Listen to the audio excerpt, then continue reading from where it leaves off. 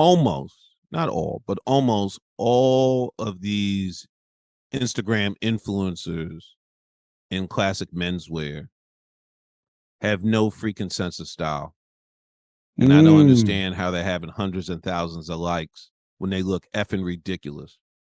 So that's a hard take.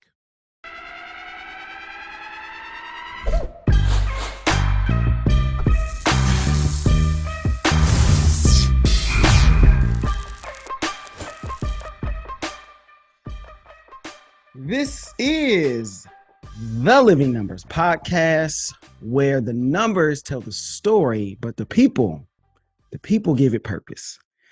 Thank you guys for being here. Make sure you subscribe for extra episodes, Apple, Spotify. Make sure you guys download, like, share. Y'all know what to do. This is not your first go around. I've got somebody here today who I met out at Podcast Movement. And this dude was the sharpest dressed guy there. I was like, yo, who is this guy? Right. I didn't see him like on a panel or anything. He was just kind of walking around. He's got his fro, as you can see if you're watching on YouTube. He's got the beard, got a little gray in it. I'm like, this guy looks like prestigious. So I'm like, I didn't talk to him at first because I'm like, I don't know. It wasn't like he was laughing and smiling like he is now. No. But I'm like, all right, let me just, because I'm not shy. I'm not bashful. If I see something that I want to say something about, then I'm just gonna do it. So I walk up to them. I'm like, man, you dress pretty sharp, man. I just got to give you your props. I think this was like the second to last day. We was there for 4 days. Yes. And I think it was on Thursday because the thing ended on Friday. Yes, I think you're So right. I finally walked up to him, Mr. Reg, I called him, because he's like, oh, yeah, my name is Reginald. I'm like, oh, no. You got a little gray. I know. I got to show you your respect. I said, Mr. Reg, I'm not going to call you Reginald. We're not on the same. That's just my upbringing. But you all know how we do things when we have someone on for the first time. We have to give them an extravagant intro. So, hailing from Bronx, New York, the BX, Mr. Reg started New York Fashion Geek in an effort to help other men who weren't as fortunate with a fashionable upbringing. There's some great pictures online. Oh, thank you. Thank you very much. His core values are fun, style, education, value, and trust. He believes to be fly means to look smooth, stylish, and sharp. He's never worn a pair of Jordans because he's a die-hard Knicks fan. Oh, Shout wow. out. This research. This is great. Animated character, suited and booted, helping people feel better. I present the Mr. Reginald Ferguson. Say hello to the people. Oh my gosh. Well, first of all, I literally have goosebumps. That was so touching, and I really applaud you with your research. I like to think I do a lot of research when I interview someone. It's great to meet someone else who does the same. Thank you so much for having me. It's only been what, 2 months, I think, since we saw each other in Dallas. And you're Yep. a person of your word. You said you wanted me to come on the pod, and here I am. So thank you, and thank you, ladies and gentlemen, for having me here.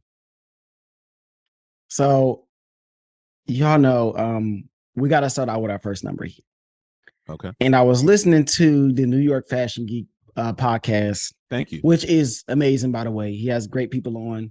Thank you. And I was listening to, I think, your most recent episode where your fashion comes from. So our Yes. first number here is the 1800s, because you talked about seersucker material. Now, this is Yes. funny to me because I have a friend, shout out to Norm. And when he wants to make fun of somebody, he always talks about having on some seersucker stuff. And so I'm like, what are you talking What? about? Because I'm from Detroit. Right. You're from the D. So he was always talking trash. And I just remember a conversation where he was like, come on, Tony, you got to get you a seersucker suit. And I'm like, I honestly do not even know what this material is. All right. I may have seen it before Sure. and go, oh, That. okay. That's what it is. I know what you mean. So take us back to the beginning. You've got, like I mentioned, you got some great pictures online. You as a Thank you. kid, Yeah. dressed up real nice. Yeah. I can say that that was not my upbringing. So take That's us back fine. to the beginning. Who taught you how to Sure. be fashionable? It was three individuals who taught me how to be fashionable, Tony. It was my late grandmother, my late grandfather, and my late mother, all in the same line, meaning that was my mother's parents. And those three people were my heroes, just overall in life. Made a deep impact on me, which I think still resonates to this day. But they all individually and collectively always stress the importance of style and fashion. Mm. My late grandparents literally had a mantra. Anytime you were at their house, they would look at me. I was Reggie when I was a little kid because that's the diminutive. And they would say, always keep up your appearance. Always keep up your appearance. Always keep up your appearance. I mean, it was a mantra again. I'd hear it every day. With my mom, I remember once I was a wee little kid. My mother would do this a lot. I was like this big. So she was flying over me. I came up to her knee, but she'd look down and she would dispel nuggets of wisdom, which made no sense to me because I was so young. And to me, she was talking to me like I was an adult. I think part of Mm. that is because as African Americans, I think mothers, I think parents have an interesting challenge in which when they have a black boy, certainly a black boy should have a childhood like any individual in America. But I think they also understand that this child is going to be a black male very soon. Mm. So it's a balancing act about also giving those pearls of wisdom. And my mom would do that. She would, to me, talk to me, not necessarily about adult topics, but would talk to me as an adult, though I was a child. So Right. we spoke the same language, but it was a different dialect. And I would just look at her and go, what? So she was trying on an Eisenhower jacket. And the audience and yourself may or may not know what it is, but you can Google it. It's a waist length style of jacket. It's dope as heck. It has faded in the American history consciousness, but fly is fly. If you can cop one, get one. And she was trying it on, and I'm assuming that jacket was when maybe she was in her 20s. She wasn't in her 20s anymore. She was fighting the jacket. And she looked down. She wasn't fat or anything, but I guess she wasn't as slim as she was or used to be. So, so my mom was fly as hell, to be honest, and I'm subjective, but I had a beautiful mom, which also is problematic when you're a young boy and grown men are Mm. looking at your mom. So she just looked down at me and she said, Reggie, I have one thing to tell you. What's old is what's new again. And now fast forward, that's accurate because Yep. styles come in cycles. It's great right now. I'm looking and young kids are rocking 80s, 90s gear, and that's my era. Yeah. So, I'm a school teacher. I see it yes, you every told day. me. Right, Every day. right. So I find that fascinating because again, that's my era. It's being revisited, and there's the echo and the sound of my mom. So she was right. Mm. So So those it's a three different kind of individuals. significance for you. Oh, absolutely. I mean, stories change in tone and significance over time. Mm. If you read a book from your teens and you read it now, it's going to have a different significance. So these messages have changed over time, Hmm. but to the benefit, not to the detriment. So watching those three people, and like you said, there's an old photo of me as an infant.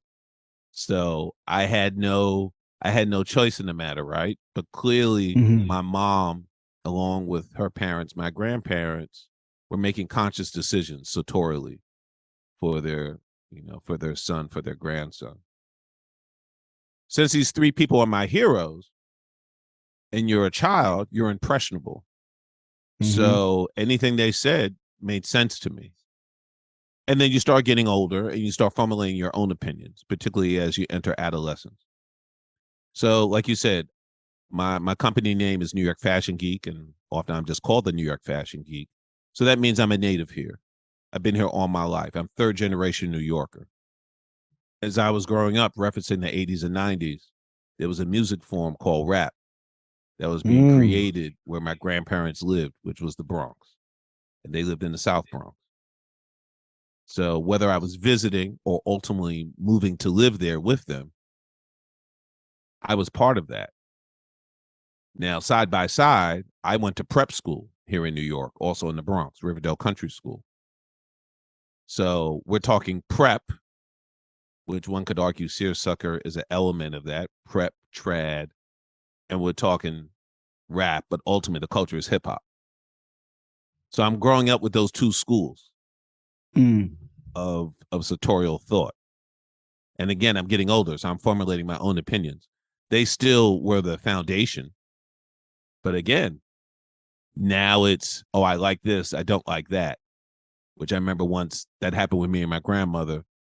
She had bought me a jacket. She brought it in. I said, I don't like that. You was in trouble. She was so offended. I felt so bad. But I'm like her. We're a week apart in birth date. I'm May 2nd, day after May Day. She was May 9th. They said that was always the reason, our affinity towards each other. I remember her, and I do this with people too. She looked at me, she said, oh, don't worry. I won't do this ever again. Oh. And she didn't. She never bought me any piece of clothing again because that meant I was really on my way. That her taste making, which was so significant for me, hit a wall. And it wasn't a bad choice in retrospect. But when you're a teenager, you're wired to be obnoxious. So that's part of the gig. So I was obnoxious. And she said, oh, don't worry. This will never happen again. So it makes sense because it's like a twofold thing. It's like on one hand, you go, okay, this little MF, okay. Is unappreciative MF. And on the other hand, you're like, well, he's starting to find his way. So it's like, let me step back some. So I guess you could look at it both ways. I think she was just offended. I think you're being kind. I'm trying to spin it. Right. Yeah. Not that she didn't have that capacity, but I think she just said, oh, no, that's a rap Negro. It's not going to happen anymore. But okay, keep going.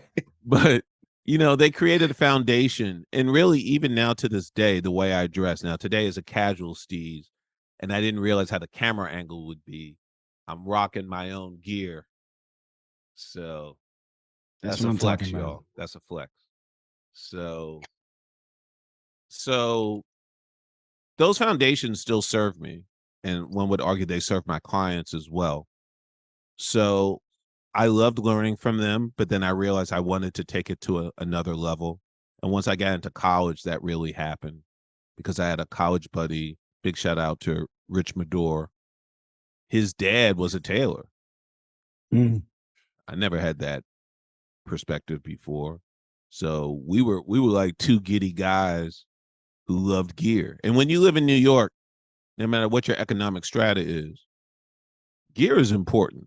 I think particularly in the city overall, but certainly if we want to be specific to Black and browns, I just feel that it's an element. And again, no matter where you clock in financially, it's always, at least when my growing up, my recollection was always being fly.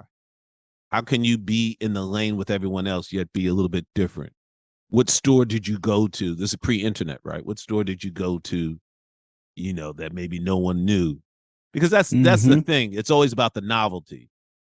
I remember saying this. I still say this in my head. No one else has this, which of course is absolutely erroneous, right?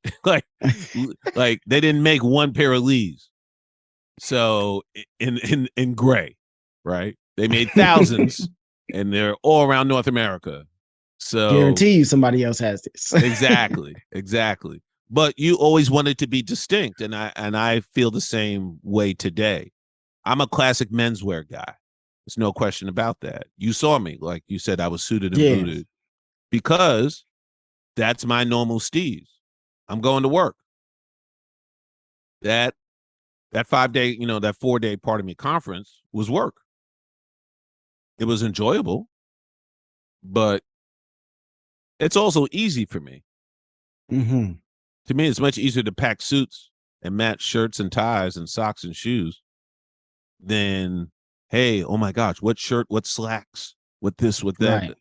Right. No, no. It's very modular. It's very uniform. And I like that. I think that provides a ease of organization. So I can worry about other Mm-hmm. stuff. Right. Right. Right. Right. The accessories. Now we're talking about, squares and go with the ties. Okay, what watch am I going to do? Shoes, belt, socks, that kind of thing. Right. I'm not like I understand. And like you, I have kind of found my lane. And this was a question that I have been asking myself for, I guess, since I got into my 30s, because I'm 33.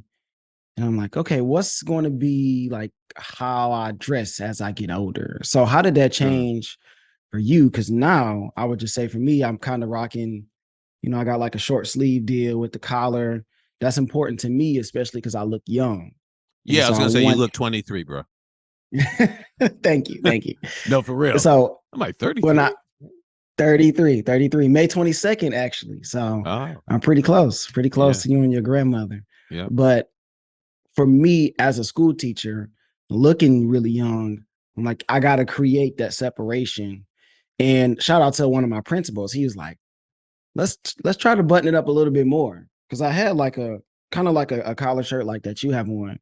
Right. And so he was like, let's be a little bit more professional. So most days I wear a tie to work. Now Yeah. I don't go whole suit, but I'll go shirt, tie, pants, something casual on the feet, not really gym shoes, unless I'm either coaching that day, driving a bus, something like that. Then we gotta be comfortable now. Sure. Or it's Friday where I wear something of my high school's brand. So I wear a Elkin shirt or whatever. So for you, how has your style changed as you got older, going from the '90s hip hop to now into to where you are now?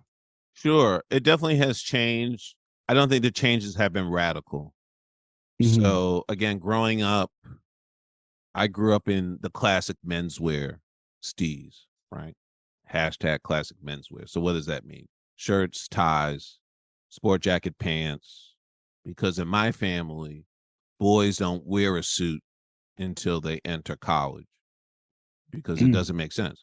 Because you're constantly growing, you're going to grow out of stuff. But the sport jacket and pants, there's some flexibility.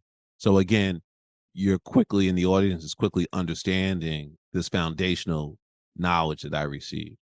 So I think what has really changed is I'm only casual on the weekends. Mm. And I think also it's just really about, I think, the expansion and upgrading of items, meaning the quality. Also, through time, I've learned more about brands. So the differences aren't radical, but the differences are there. Right. There's no question about that. I was rocking suits entering college, and we could talk about that potentially in greater depth because I have something Yeah, called go the for it. 2 week. Yeah, I have something called the 2 week rotation. So I'll file that away if you want to bring that back up. And I can No, explain we what could that go is. now. Go now. 2 week Well, no, I know, rotation. but I feel like we started with seersucker, and I realized I never even answered that. so I want to try to make sure we cover everything that's inquired upon. So yeah, the casual Saturday, Sunday. It's fall here in New York City. So this is a polo, but I have a light hoodie on. So, and like I said, I wanted to rep my brand. So on my feet, though you can't see it, I have no Jordans ever. But I'm really impressed that you did some research. But I do have a pair of Nike Cortez on. And so let's talk about that. I had Cortez in the 80s. Mm. So these are the classic white with the red stripe with the blue and white cushioning, The right? OGs. The OGs. This is the only pair of sneakers, ladies and gentlemen, that I've rocked for a second time in my life. Meaning to me, again, seeing all the 80s and 90s stuff coming back, I said, well, I did that already. I'm not doing that again. Yeah. But Wow. a few years ago, a friend of mine had on a pair of Cortez, and I jumped. I literally jumped because I had forgotten how much I love those Mm. and what a striking colorway they are. They're a classic sneaker. And a few years ago, I was in Philly at the Nike store in Center City, and I had a coupon through my app. I didn't even know I had a coupon on the app Nice. because I don't really use the app that often. And they had them on sale, and then she said, "Oh, you have a coupon," so I got them dirt cheap. But I love rocking them, and I get compliments, and I think that's really important. How you dress, particularly when I'm helping out clients. I want my Mm. clients to receive compliments because really what I do is I don't truly sell clothing, Tony. I sell confidence. There you go. And that happens with what you wear and the comfort in which you wear them. So I think that's extremely important. But yeah, no, changes have happened. It's just really hard for me to chronicle, like do a hard stop. But Yeah, yeah. yeah, again, Monday through Friday, if I'm outside, I'm suited and booted. I work from home now. So when I work from home, I'm just like everyone else. I'm the I'm the business mullet. Actually I'm casual on top and bottom. So Oh no, I got so basketball shorts on. okay. Well, Basketball shorts, no shoes, no socks on. Hey. okay. Well, I have jeans on, and like I said, I got my kicks on, and I have this layered top. But yeah, the So change has you happened, but the change just isn't radical. And again, it's not as much casual steez as when I was younger. so you said the Cortez are the only pair of gym shoes you've worn Two more than generate, one time. yeah, yeah. Well, yeah, when I mean more than one time, meaning an era, right? I rocked them in the Oh, 80s. okay. I rocked them in the 80s, and now here it is 2022. And I think I got these like 2021 or 2020 actually. Actually So you saying 2019. when it comes back around, you don't buy it again? It's like I already No, no, had I those. did that. I did that. I'm Hey. not doing that again. I think that's silly, to really be honest. I think it's absolutely silly. I did it. I did it. I was there and now I'm here and I'm not that person. I've evolved. But So when this the was one so when the example in which jerseys I went back. so when the jerseys come back around, you're not gonna be rocking the jerseys? First of all, this is what you need to understand. In this house should be called Ferguson's because it is a clothing emporium in my own home. Everything I Yeah. have is excess. So we talk about one pair of kicks, right? I'm a grown ass man in classic menswear. I probably have at least 10 pairs of sneakers. Why is that happening? I'm no longer a teenager. Why do I have 10 pairs of sneakers? It makes no sense. So they're always crispy. So my Cortez are dope. Now, when I was a kid in the 80s, back in New York, anyone who's listening from that era knows this. Whatever kicks you had, it was really important that they were pristine for as long Mm. as you can maintain that. So, what did that mean? You carried a toothbrush, not for your teeth, for Oh your my goodness. kicks. Yeah, no, it's real talk. And in the case of Wow. Cortez, I had a white bottle of kiwi polish, the liquid polish. And then I would use my grandma's hard bristle brush when I'd come home, put some Comet, and like this was a thing. Wow. Now I'm older. I have no care for that. So I still don't want my kicks to be, scruffy and dirty.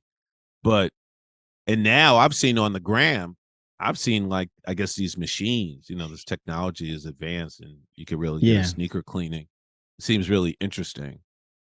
But It's still a thing. Yeah, having clean sneakers is still a thing.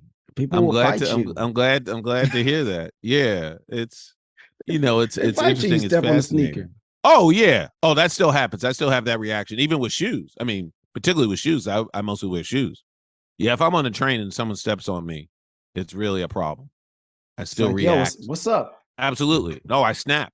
I absolutely snap. If you don't say Really? excuse me or apologize, yeah, that's a New York thing. Yeah, I flip out. Yeah, that has not left my body. That is still yeah, So, still a thing. how many pairs of sneakers do you have? I have Because between 10 and 12. 10 and 12 sneakers. Fly ass Okay, that's all kicks, y'all. Fly.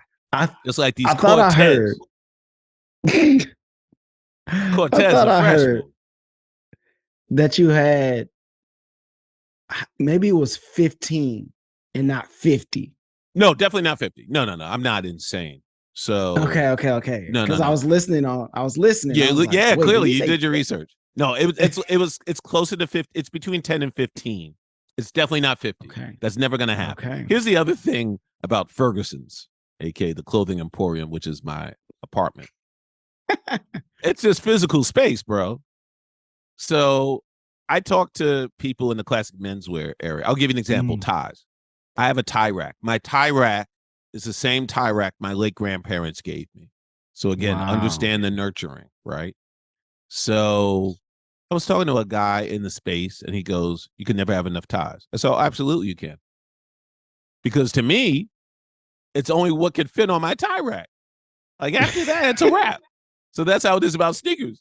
There's only so much space in the closet, bro.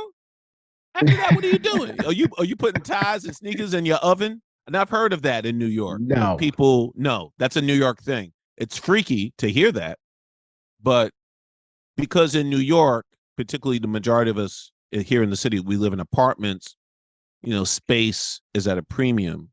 So Mm. I'm blessed that I live in a spot that has mad closets. My closet game is crazy.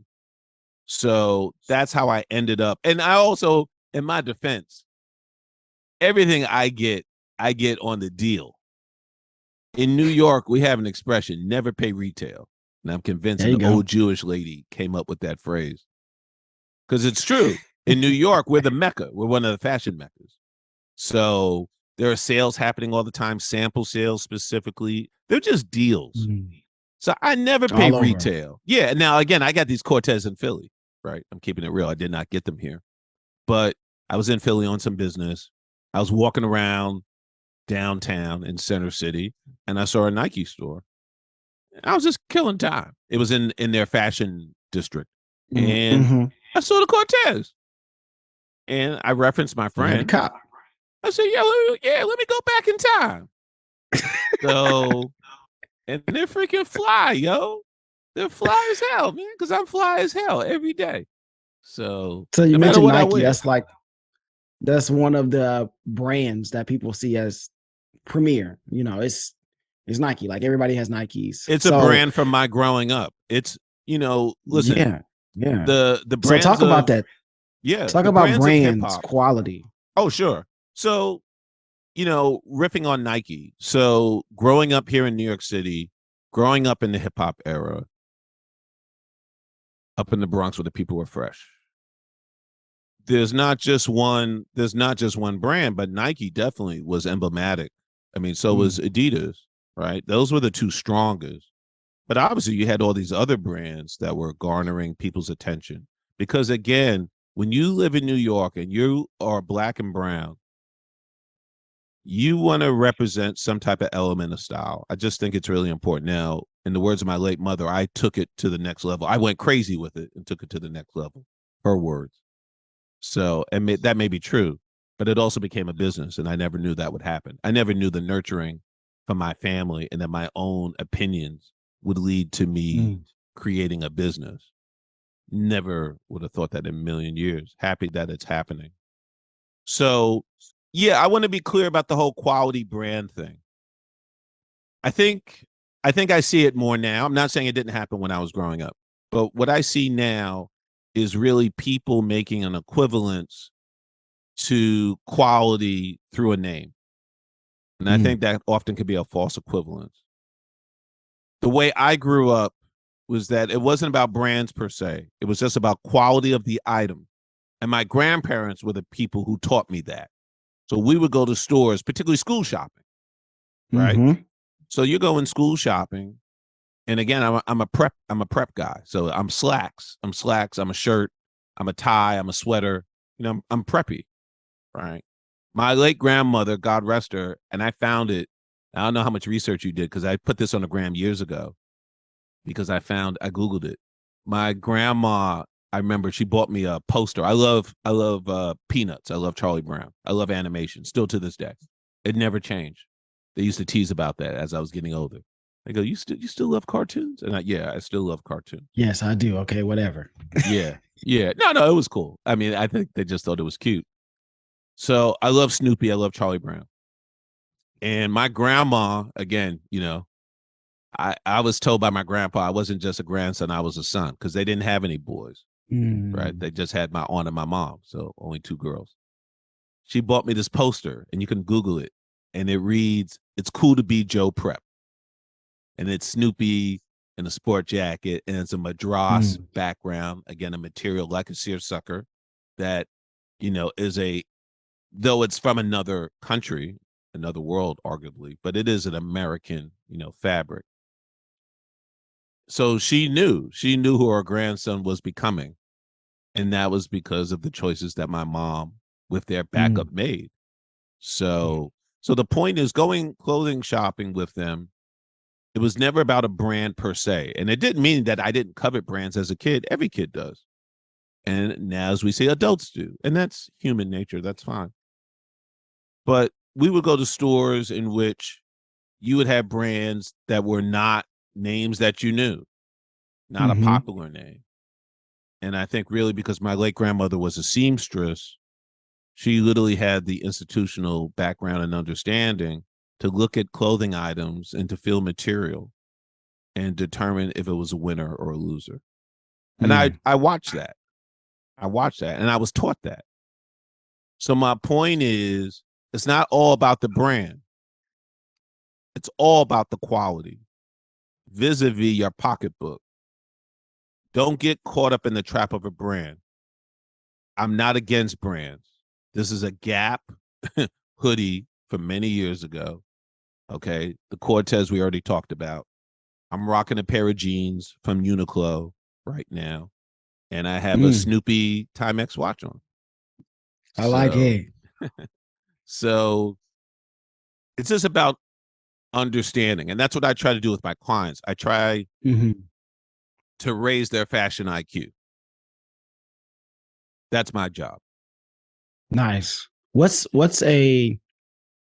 because we talked a little bit about like the different pieces that you kind of have to put together as you're, putting together what you want to wear. What is the most slept on like item that you can put on, right? Could that be a hat? I mean, kind of shirts and pants, kind of No, I everybody understand. I understand what you're saying. but Yeah, I slept got on one. piece. I got one. And I still realize we really didn't talk about seersucker, so we should try to get that. We should try to get that in. So I feel bad. I'm like, we didn't answer that yet. Shoes. Shoes and boots are most slept on. Now, I'm going to explain to you why, because maybe your audience goes, what does it mean? I wear shoes every day or sneakers every day. The reason why I think they're the most slept on is two reasons. One, I think the majority of men do not know how to take care of shoes. Because my point is, whether it's shoes or just any other piece of wardrobe, if you became my client, that item should last at least 10 years. 10 years. Absolutely. As long as, something drastically hasn't happened to you physically. So this hoodie is 10 years old. The polo is new because this is something I'm trying out for my brand. The jeans, I don't know. I got the jeans a few years ago. The Cortez I got a few years ago. The reason why I think they're the most slept on is because I think the majority of men do not know how to upkeep, how to take care of their shoes and boots to make them last 10 years. Okay. I think the prevalent style now is with guys is that they'll have dress shoes and or boots, and they just like to scuff them up and they never see a polished day in their lives. That's wrong, guys. Leather, if we're talking about shoes and boots, leather is a skin, just like we have a skin. We're people of color, you and I. What do we do when we come out the shower? We Moisturize. moisturize. Yes, sir. Exactly. Put that lotion on. I jergens up today, y'all. Have my jergens on with the pump. It's no different with a pair of shoes. You have to look at your shoes. It doesn't mean you have to polish them every day, but you have to look at your shoes. What you need to do is inspect your shoe. Look at your shoe, and you're going to know that the skin is dry. Sorry, I got a fly flying around. And know that the skin is dry. So this means you need to have now the equipment to take care of it. So what does that mean? Now, again, here at Ferguson's, my late grandfather, before he passed, which I really liked, my grandfather gave me things before he passed, which really touched me. He gave me his boot black kit. And if anybody is here who's a person of color in this audience, they know that expression, and that expression probably predates them at least 2 generations. But when young men were trying to make money, they would be out on street corners with a boot black kit, which essentially is a shoebox in which you have all your items for cleaning and polishing. And then on the top, you're able to put your shoe there so you could polish the customer's shoe. So he had a boot black kit. I don't even know if my grandfather was a boot black, but he had a kit. And that's a standard. Listen, that's a standard American piece of equipment, but it's something that we had to use in order to fight for our economic lives. So I have his boot black kit. I couldn't be more excited. I took some terrible photos of it, so I never posted it on the gram. I need to either get them professionally taken care of or do a better job with my phone. But my late grandfather was my direct male example to understand what it meant to be stylish and fashionable and how to upkeep your gear. So he taught me how to shine my shoes. So what I'm saying to the males in the audience, Google how to shine your damn shoes.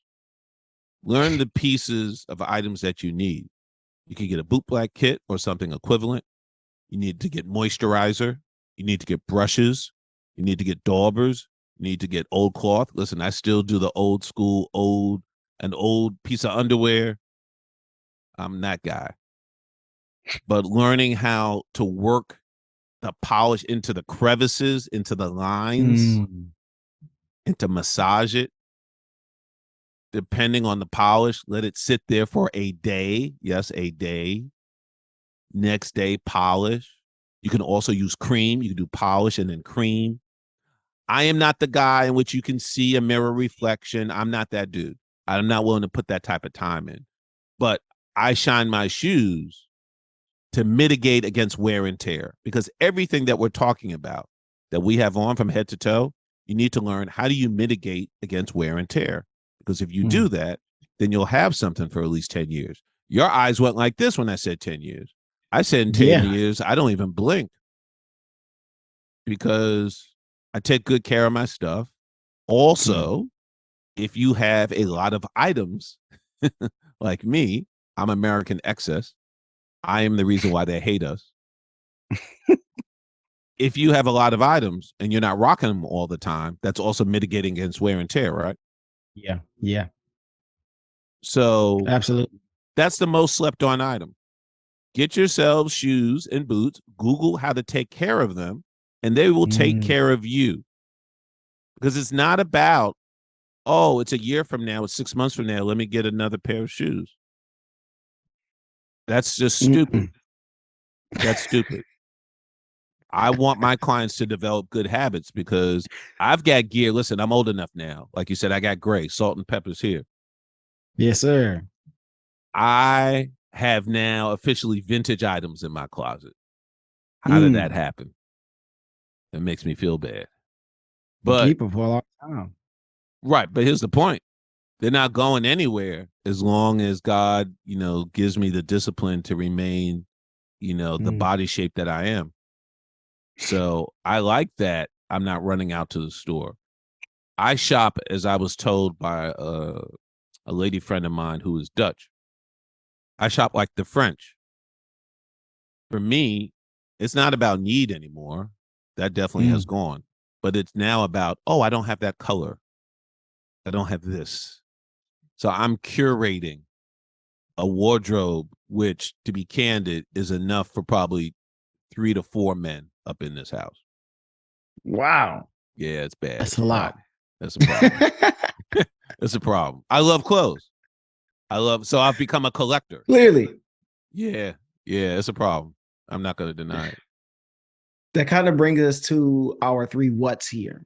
Yes. And I think I'm going to. We never talked about seersucker. I still feel bad. But what are the three what's? I can't help it. I'm like, he brought it up. We never talked about it. Okay, our three what's. I Yes. ask these questions to every guest I have. Yes. And we're gonna start with our first one. If you weren't in fashion, I'm gonna start with the second one first because I'm Sure. interested to hear this because I didn't find anything about you that was not fashion related. Oh, So all right. maybe I didn't do enough digging here, but now I I'll keep want my to mouth know shut. if you weren't in fashion, what field would you be in? What would you be doing? I would be in sales because that's what I Mm, did previously to being in fashion. So I'm a business guy. I went to business school. I went to NYU Stern School of Business. So I would be okay. a sales guy. What would you sell? Preferably clothes. No, I don't think I would want to do that, to be honest. I worked in retail briefly when I was within the first few years of graduation. Mhm, And mhm. no, it didn't work with me physically, my body clock, because when you work in retail, your schedule changes every week, and my body clock could never catch up. So Mm, no, that's not a good look for me specifically. So no, it would not be clothing, it would not be retail. okay. Okay.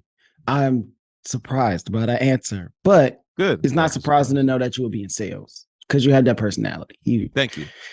you can do that. Okay. So next what? Inside or outside of your field, right? This could just be something that you're casually interested in. Mhm. What's an opinion that you have that would be considered unpopular? Okay. Yeah, that's easy. Almost, not all, but almost all of these Instagram influencers in classic menswear have no freaking sense of style. And I don't Mm, understand how they're having hundreds and thousands of likes when they look effing ridiculous. So that's a hard take. that is very hard. And yeah, I know. Well, I'm a hard guy. I'm from Hey, New that's some York. New York stuff right there. You got that right. Because I'm going to tell you right now. Now, it's not about, I'm not a hater. I'm not jealous or envious. I've got my own lane. I'm trying to work on my biz. So I literally was doing that before we came on the pod. I'll do it after we work on this pod, right? I have a business. And my whole point is particularly, I just love seeing these guys who to me have no style. Mm. And again, people are loving them and oh my gosh, and fire emojis and yeah, all right. But but you know what? But you know what? I say this all the time with my few followers, and I'm fine with that because Mm. I'm trying to build a business. So I'm not about a vanity metric. So I will tell you this, brother. In a fashion face off, I bet on me every time out in these streets. Mm. Throw the gauntlet down. Yeah, I guess. I don't know about all that, but I guess that is what it is. But yeah, I bet on myself every day out there. And if you look at my gram, which I know you did because you're a research guy, Hmm. again, there are not hundreds of people checking me out, but whether it's classic menswear or casual steez, which now is called streetwear, which is another conversation because we created streetwear, meaning the hip hop generation, my generation. Mm. Okay, let's keep that real. Streetwear is not some new phenomenon. We created it. So, yeah, I bet on me every day, bro. every day.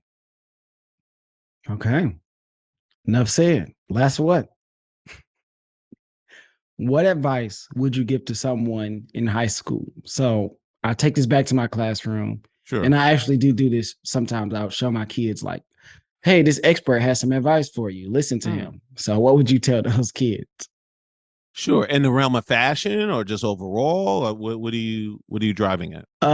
Either or both. Okay. Sure. Let's keep it within fashion since that's what this has been about, the whole topic. I would say to high schoolers, make sure to be the flyest you can be. And I don't want that to sound like it's superficial because I think when you're in high school, I don't have to tell you as a teacher, you are in the throes of adolescence.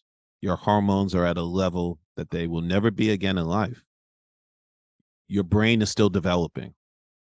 You're trying to find your way. Everything is of the utmost importance when you're a teenager, isn't it? I have to have this. Right. This is important. You don't understand me.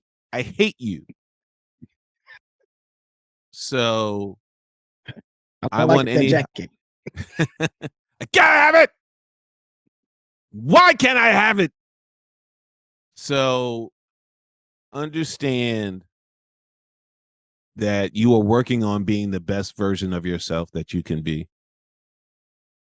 And remember to be yourself. Because in the words of my late mother, if you're not yourself, I can't recognize you. Wow. I love it. I love it.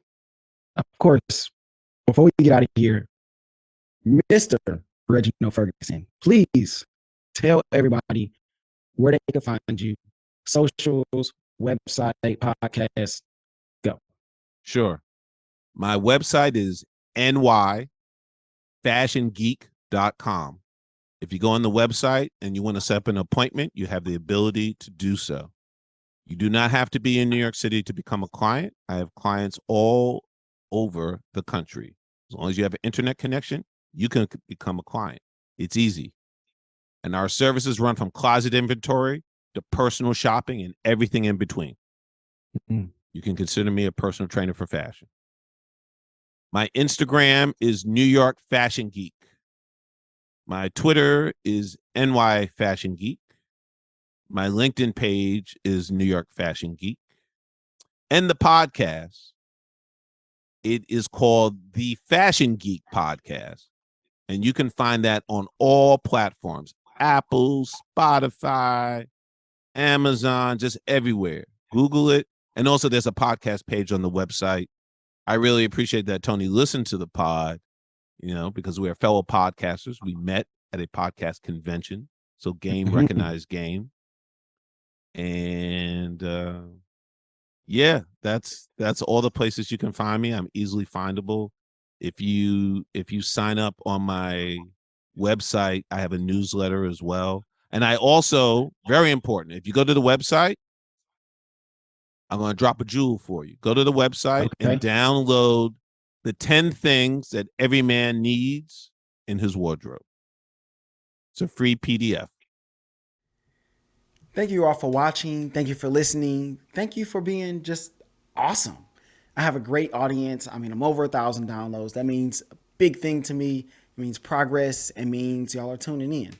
So thank you all for watching and listening. Shout out to Mr. Reg, New York Fashion Geek, the podcast. Go follow him on Instagram, all the social medias. And of course, make sure y'all follow me. Follow me on IG, TikTok, Facebook group. And make sure you guys like, subscribe, download. If you subscribe, you get extra episodes.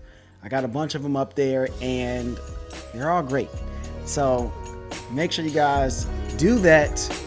And I will see you all in the next round.